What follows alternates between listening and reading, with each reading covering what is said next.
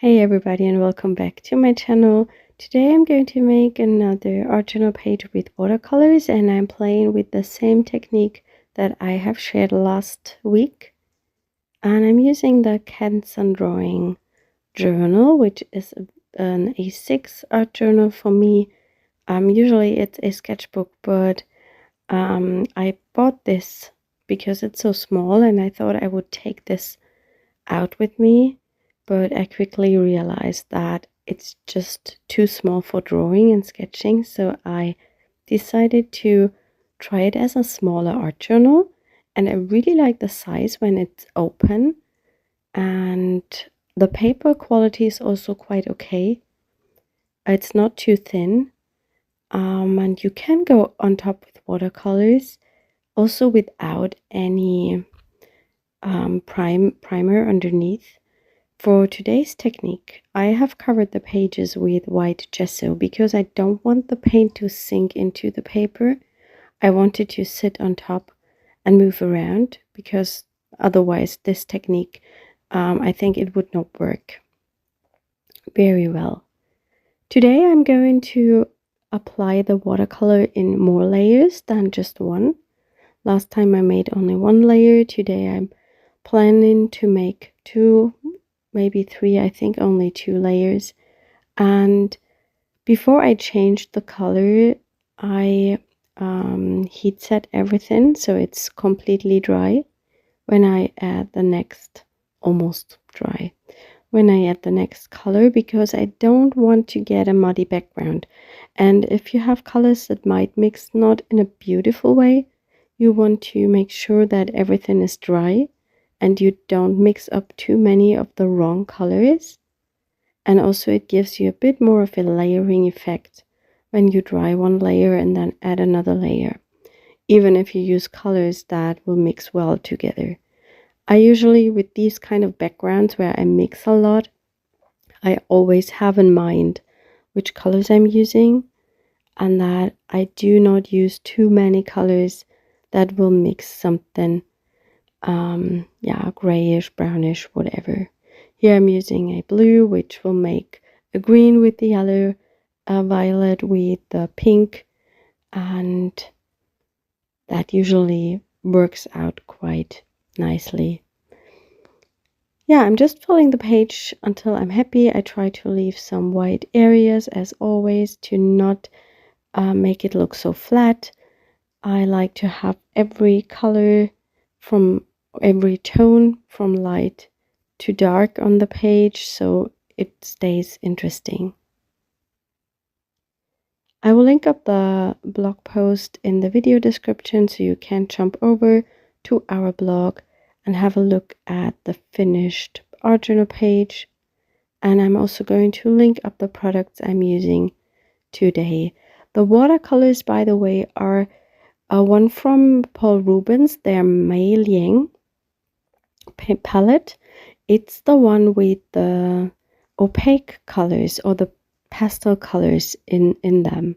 So they have a set where you get, I think, 36 colors plus metallic paints, and here you get the 36 colors plus pastel paints. And I love this color palette because it's very vibrant, perfect also for sketching. I like to use these in my sketchbook as well because of the opaque colors that are in there, and it's also very nice for bright pages. Like, I love doing them.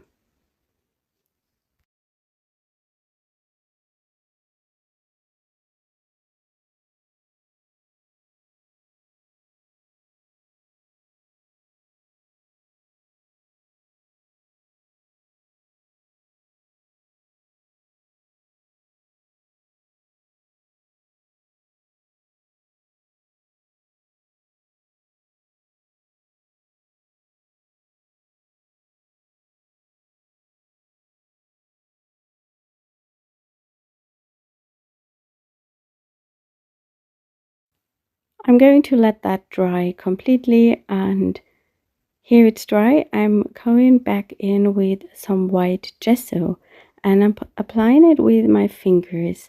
I didn't want to have a symmetric background because I'm not a big fan of that. I just like the textures you get with this technique and the surprise when you open your page and the color is melted. And here I'm using some white gesso to blend that in, and just to change up the page. I usually pick areas that I'm not super happy with and cover those up. I tend to leave areas that look good to me, and I also try not to overwork it. When you go on top with the gesso, the watercolors will get reactivated and will mix in and give you a lovely pastel light color. And the more you smear it, the more that happens, of course. And I don't want to mix the whole page because then I have just a flat and boring background. I just mix a few of these areas to bring in a second layer, which gives a lot more depth. And also this has a different texture compared to the first watercolor layer. And that also makes something more interesting if you have different textures in one piece.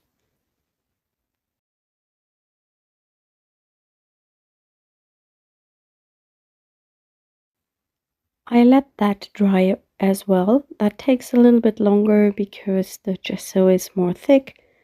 And that's a good time to make another art journal page. So that's the reason why I always have more art journals on the go than just one. My pages are dry and I decided to add some background stamping to them, as the book is very bulky on the left side because of the pages that are in there. I put a piece of foam underneath. It's not perfect because directly on the other page I have something glued down, but I don't mind it because that is just for the background, a little bit of texture. I would maybe not stamp a focal point on the left side directly because that might end up not good because of the bulkiness. The right side is fine, there is nothing underneath, so it's easy to stamp there. And I just picked that matte stamp from our Mix It Up set in a purplish color because that matches my background. I'm also using that star stamp from the same set, and I'm using it in orange, I think, to just bring in more interest and kind of a pattern to the page.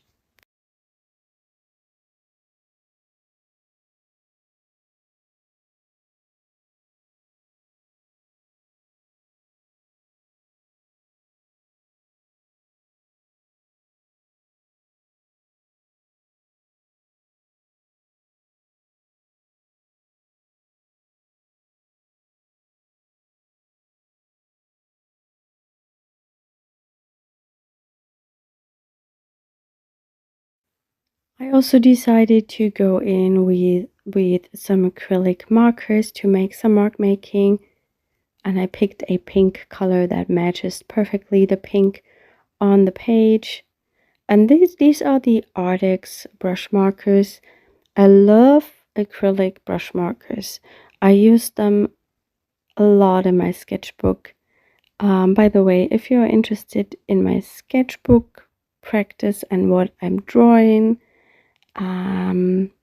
you will find that on my other Instagram page, and I'm going to link it today underneath so you can check that out, because I separate these two things in the past, as it seems people that like stamping and art journaling do not often draw and sketch, or are not interested in seeing that.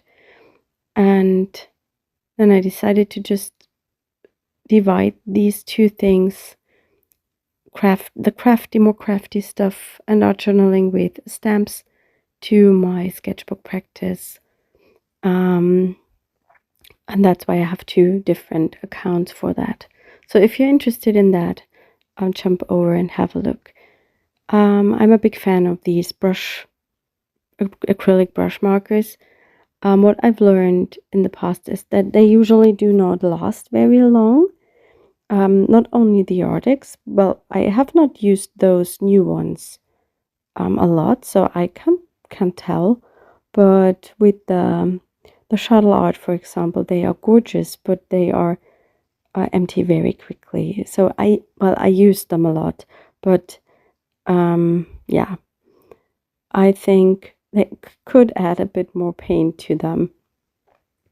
I'm doing some stenciling just to bring in a few more highlights, as there is almost no white left on the page. I thought that might be a good idea, and I'm using one of our Minimarks stencils. Our stencils are always just available in a limited edition, so when they are gone, they are gone. We will not restock them. I'm going to make some splatters with the watercolors onto the background because I really like this as a mark making tool. I think it freshens every page a little bit, almost every page, and it's something that works with almost every design.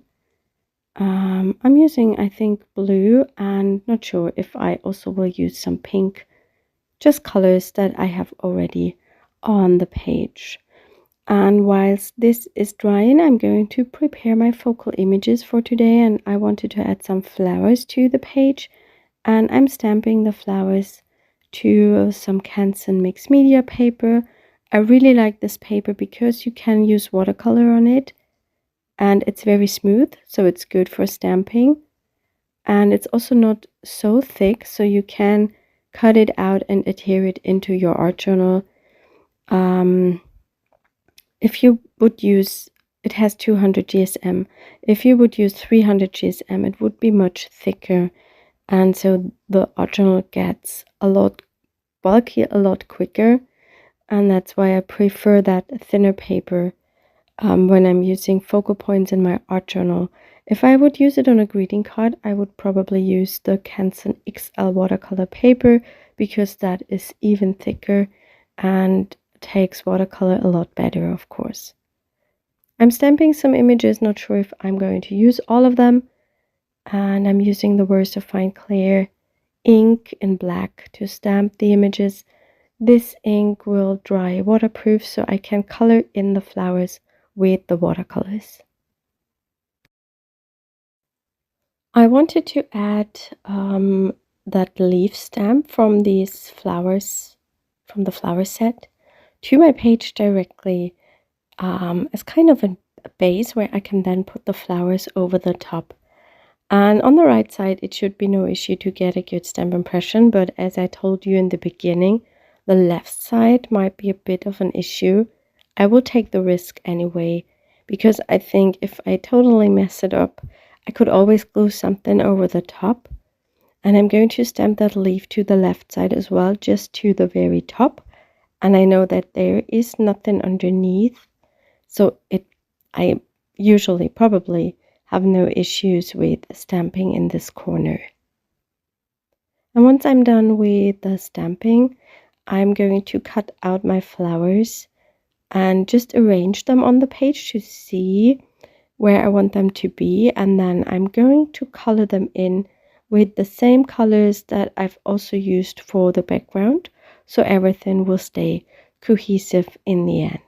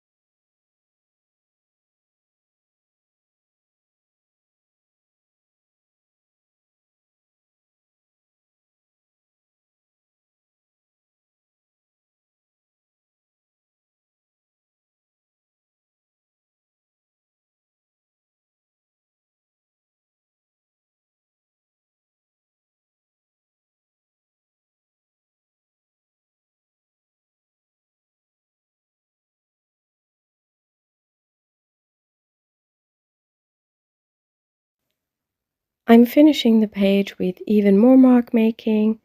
I'm picking different colors that I have already on my page of these acrylic marker pens and just make different marks to create texture and layers on the page.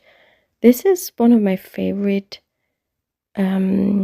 processes during the whole process because the page is almost done. It's just relaxing and adding small little details, playing with pens and markers. That's what I really enjoy doing. Just playing with materials. That's why I make art and I do it, because I really love the play of it. Yeah, and sometimes I tend to overwork stuff towards the end because I cannot stop using all these markers and pens, but I really enjoy it. I have a piece of paper on the right just to test what colors I have and if this will go nicely on the page. And as I said, I just pick colors that I can find on it so everything stays cohesive.